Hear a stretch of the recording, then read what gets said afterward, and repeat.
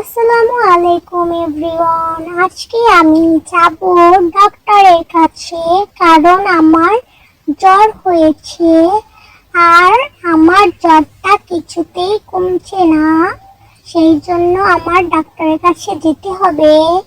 আমি ডাক্তারের কাছে যাচ্ছি।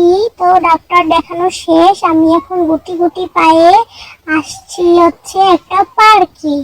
এখন আমি পার্কে ঘুরবো, ঠিক আছে?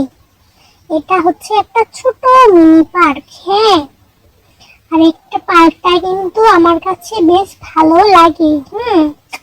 তারপর হচ্ছে আমি ঘুরতেছিলাম, এটা হচ্ছে একটা নদী, আর এই নদীতে অনেক বড় বড় কুমির থাকে, আর সবাই সেখানে গিয়ে গোসল করে। তারপর আমি একটু হাঁটলাম, হেঁটে এখন একটা ওটা কি, ওটা হচ্ছে হাতি। তারপর হচ্ছে আমি একটু পেয়ারা খাইছি, তারপর হচ্ছে হালিম খাইছি, তারপর হচ্ছে চিকেন খাইছি। তারপর রাত হয়ে গেছে, আর আমার আব্বু বলতেছিল চলো আমরা এখন বাসায় যাব।